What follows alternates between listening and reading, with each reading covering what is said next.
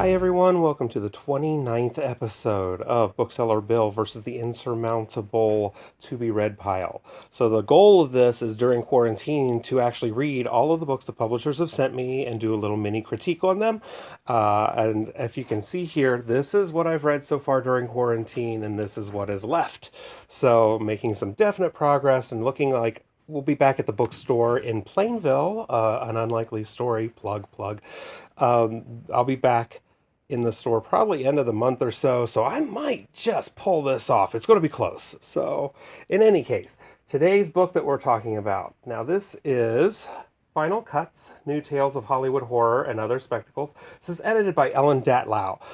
If you're not familiar, Ellen Datlow is basically the person who wins the Bram Stoker Award every single year for whatever book she edits. She's edited dozens and dozens of books, including the best horror fiction of the year. She's been doing that for a long time. So she is very well known in the community. If you don't know, I also have written 5 horror novels and about 50 or 60 short stories. I did get a mention one time in one of the best of books that she edits, but that's all.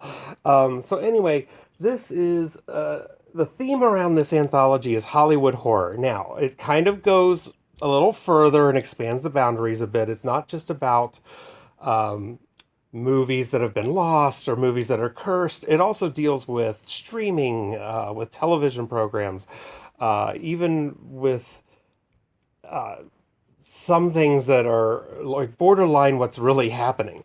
So what's fascinating is like there are all kinds. Now, if you don't think I like horror films, let me just show you something here.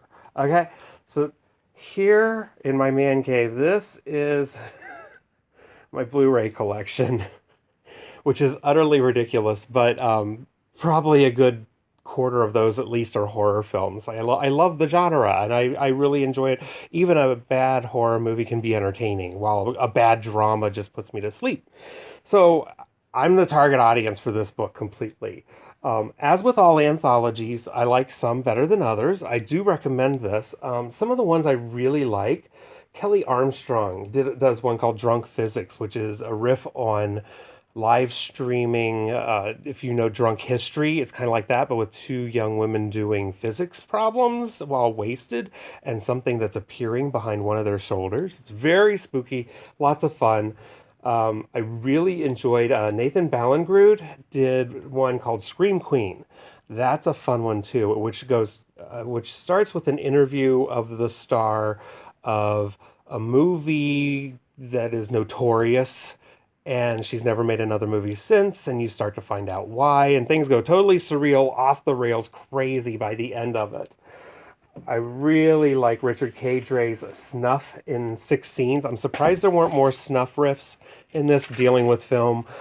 This is actually kind of amusing. It's kind of funny in a sick and twisted way. I enjoyed it. Brian Hodges' Insanity Among the Penguins is up there in my top 2 or 3 for the book.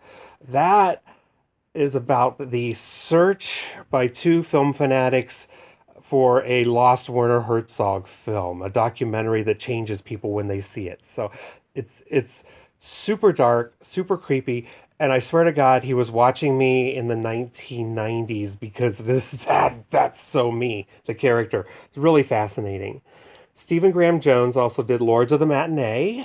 He is really coming into his own this year. Stephen Graham Jones has 2 horror novels this year, including The Only Good Indian, which I highly recommend, is coming out in, I believe, July. But this is a short story. It's rather sweet, actually, compared to most of the stories in this book. So it deals with a man taking his father-in-law, who he does not know very well, to the theater, and what happens when they put in one of those listening devices that help you with your listening. It's a little eerie and creepy, but there's a sweetness tinge to it that I really liked. And, lots of other good ones. Chris Golden has a very good one in this one, The Face is a Mask, which is a little more of a traditional story. It doesn't go quite as surreal and wackadoodle as some of these do. It's more of a traditional beginning, middle, end, but it does it so well. It's really well done. Of a prop that may or may not have certain abilities. I liked it. The ending makes the story. It's such a good ending. I really loved it.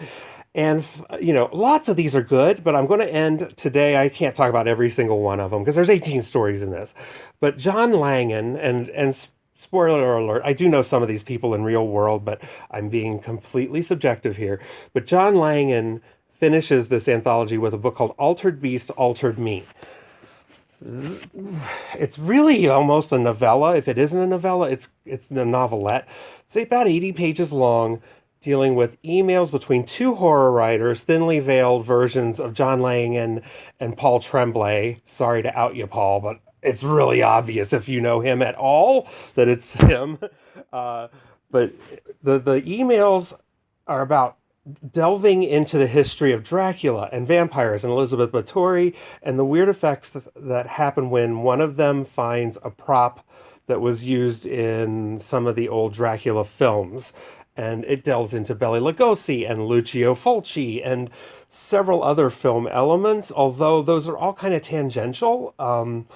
The main thrust of the story does deal with these two writers, not necessarily writing film, but they're writing novels. And although film keeps making appearances, Jaws makes a really interesting, I don't want to say appearance, but it makes an interesting addendum to what's going on in the story.